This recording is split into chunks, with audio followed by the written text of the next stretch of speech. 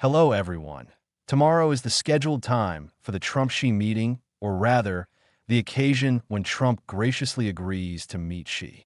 More details about the meeting and the U.S.-China trade negotiations are gradually surfacing, including some exclusive revelations from the Wall Street Journal. Is this trade negotiation truly as tough as certain media outlets claim, with Xi Jinping standing firm? Or has Xi Jinping completely capitulated and knelt in submission? Why do I say Trump is doing Xi a favor by meeting him?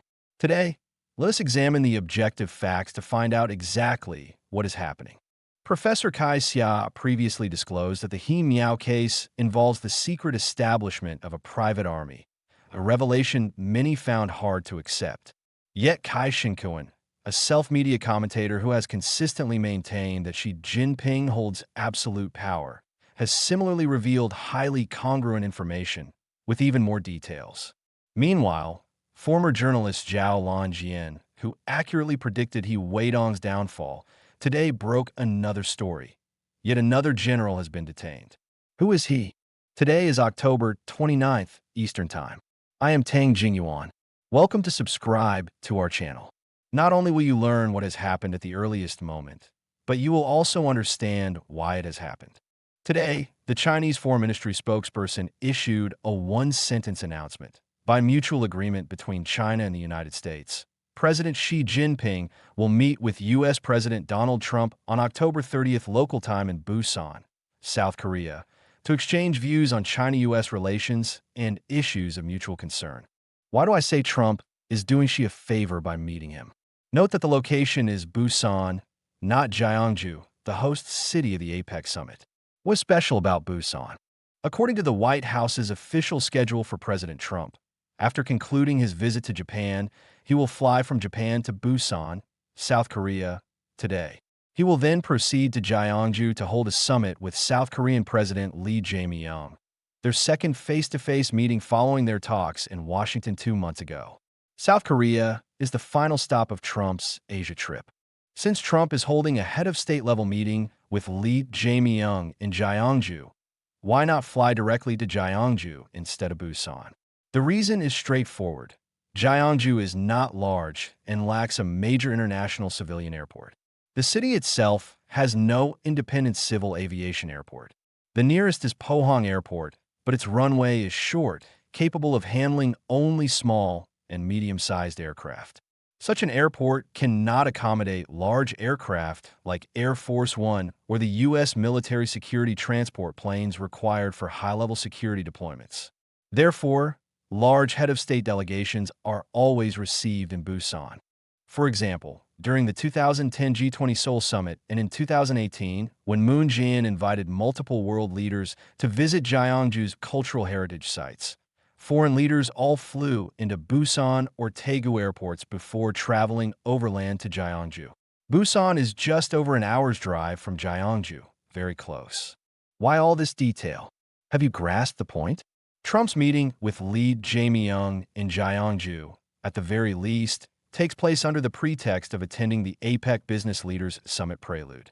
Even so, Lee Jae-myung presented Trump with an unprecedented golden crown from the Silla Kingdom, going all out in hospitality. In contrast, Trump's meeting with Xi Jinping occurs after concluding the Gyeongju leg, upon returning to Busan just before boarding his plane. He has no patience to wait even an hour for Xi to travel to Gyeongju, the official APEC summit venue, for a more formal setting.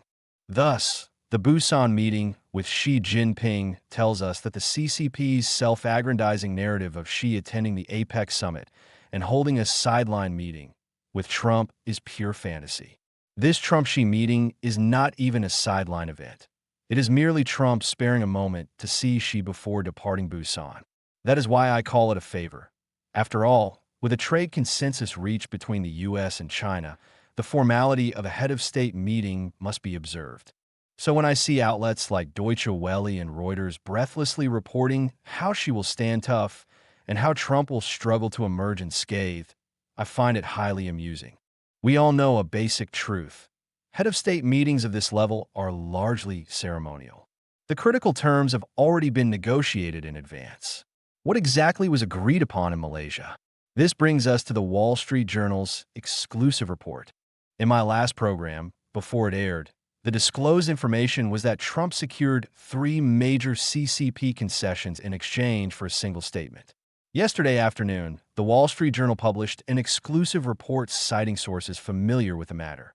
If the CCP fulfills its commitment to crack down on the export of fentanyl precursor chemicals, in return, the U.S. may reduce the 20% fentanyl-related tariffs on Chinese goods by up to 10 percentage points.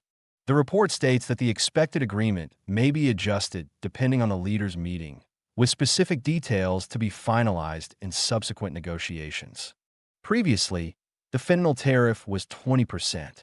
If the U.S. reduces the tariff on Chinese fentanyl-related goods to 10%, the average tariff on most Chinese imports, currently around 55%, would drop to approximately 45%. This would bring China's average tariff rate closer to that of other trading partners. For instance, goods from India and Brazil face 50% tariffs, while Chinese goods transshipped through Southeast Asian countries face 40%, far higher than the 19% to 20% tariffs on other regional goods. A reduction to 45% would significantly ease pressure on transshipment trade, as the gap shrinks to 5%, which is not substantial. The report also mentions that, according to sources, the U.S. and China are expected to mutually reduce port fees for each other's vessels. On the surface, this appears reciprocal, but since China has significantly more ships, the CCP stands to gain more than the U.S. However, compared to focal issues like rare earths, fentanyl, semiconductors, or soybeans, this is a minor, inconsequential detail. Speaking of soybeans, one of Trump's core concerns, Reuters today released an exclusive report stating that China's state-owned COFCO Group purchased 3 batches of U.S. soybeans this week, marking the first procurement of this year's U.S. harvest ahead of the Trump-Xi summit.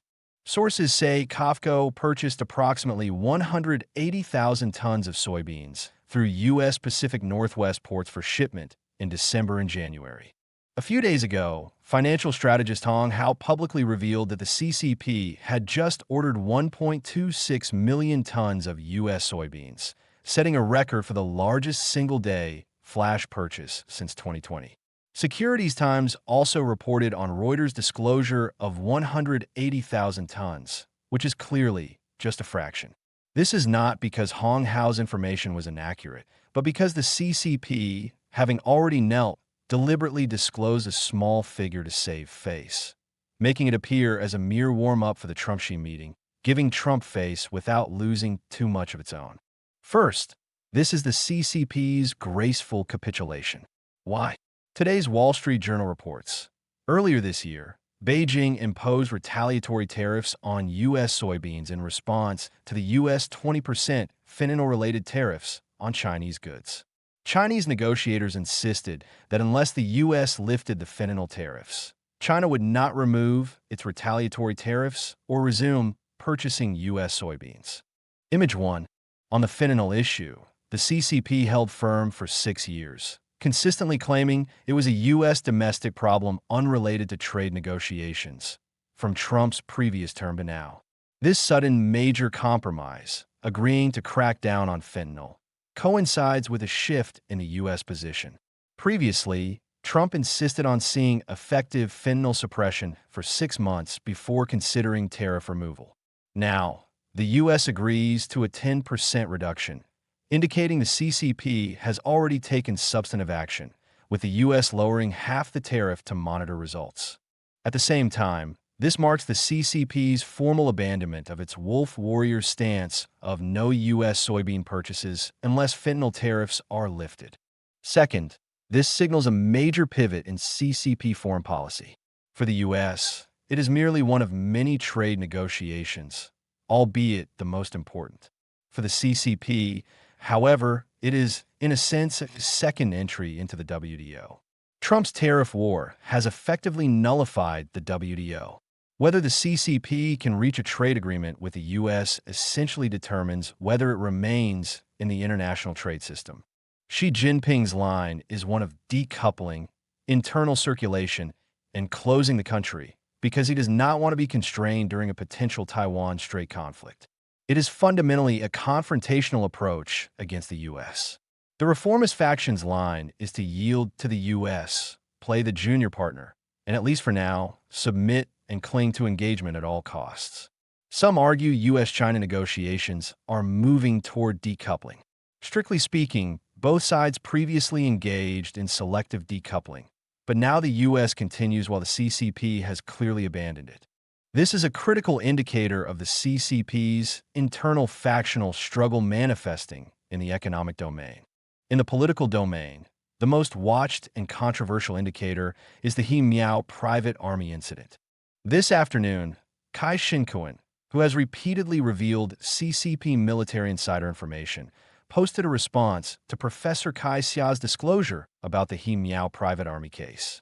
The content is as follows. I mentioned this information during my live program number 779 on October 22nd at 8 p.m. U.S. time. October 23rd at 8 a.m. Beijing time, another piece of ironclad evidence for the He Miao anti-party military usurpation group, establishing a private army. Without any discussion, resolution, or appointment by the party Central Committee or the Central Military Commission, He Miao mobilized and formed an independent division in the Langfang area, configured at the Deputy Corps level. He personally named it the Loyal Guard, nominally a security unit, but in reality a private armed force operating outside the management of any headquarters, theater command, or garrison district. All military and political leaders of this unit are currently under organizational review. The information was passed to me by someone in China. I cannot verify its accuracy. This is just one of many rumors. I fully agree with your analysis of the party-army relationship. As for whether Zhang Youxia and the elders control the military and the overall situation, I have my own analysis. This disclosure has the highest overlap to date with Kai Xia's information across multiple channels, corroborating several key points. 1. The private army concept, established without any legal procedure and not subject to any military command system. 2. The location matches. 3. The scale matches. A division-level unit with Deputy Corps-level configuration. 4.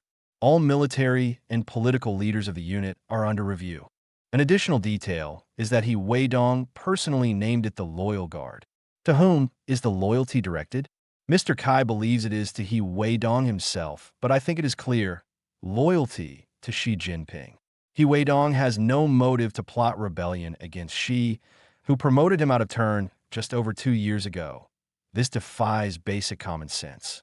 Furthermore, prominent mainland dissident Liu Di, known online as Stainless Steel Mouse, disclosed on the 27th. The internal briefing we heard stated that Miao Hua and He Weidong rival Lin Biao, which aligns with Ms. Kai Xia's claim of establishing a private army. Liu Di is the granddaughter of People's Daily veteran journalist Liu Hong from a propaganda system family, naturally with her own insider channels. Guo Jun, a senior media figure from the elite foreign political program, also mentioned in a recent episode that she learned of similar information last winter but did not publicize it due to verification difficulties. At that time, the private army was said to be in Baoding, not Langfang. This is precisely what we mean. Multiple sources from different channels may differ in details, which paradoxically enhances credibility. The private army concept resembles Lin Lifu's United Fleet. Only the core command chain is concentrated in one location, with the true military objectives known only to the top generals. Given He Weidong and Miao Hua's status, using Taiwan Strait special training as a pretext to mobilize troops would raise no suspicion. Former naval officer Yao Cheng said on a program that this private army may not deserve the label private. It is common for the military to temporarily establish emergency or special units. Personnel do not necessarily need to be concentrated. The command structure could be in Langfang. Especially after military reforms, many former naval bases in the Langfang area of Hebei are vacant and available for use. Troops receiving special orders dare not question them and can only comply. I personally find this explanation persuasive, as he comes from the military and understands its operations better than most. Regardless, The intensity of open and covert struggles within the military far exceeds our imagination. 60% of Xi's Central Committee members from the military disappeared at the fourth plenum, a proportion that alone indicates Xi's military power base has been largely destroyed. Beyond the 9 officially announced generals, plus the 4 revealed by Kai Shinkoen, today Zhao Lanjian disclosed another, former Air Force Commander Ma Xiaoyan. Ma Xiaoyan comes from a red second-generation family, though his parents were of slightly lower rank. His father, Ma Ziyao, was a founding colonel of the CCP regime, and his mother, Tian Wei, served as a political instructor in the direct unit of the North Manchuria Independent 2nd Division's headquarters. His wife, Zhang, is the daughter of Lieutenant General Zhang Xiaohua, former Deputy Secretary of the CCP Central Military Commission's Discipline Inspection Commission. Ma Xiaoyan served as the 11th commander of the CCP Air Force from October 2012 to September 1, 2017, and was also a Central Military Commission member. He retired in March 2018. No close ties between Ma Xiaoyan and Xi Jinping are evident, but Ma Xiaoyan had a very close relationship with one individual, Xu Zhiliang. In 2007, Ma Xiaoyan succeeded Xu Zhiliang as deputy chief of the general staff.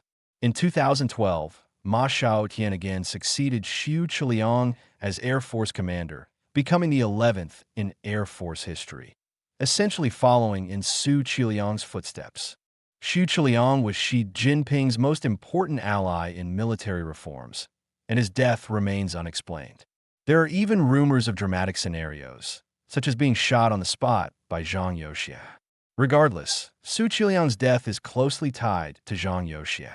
Whether Ma Xiaoyan was swept up in the military purge due to his connection to Xu Zhiliang is a matter of individual interpretation.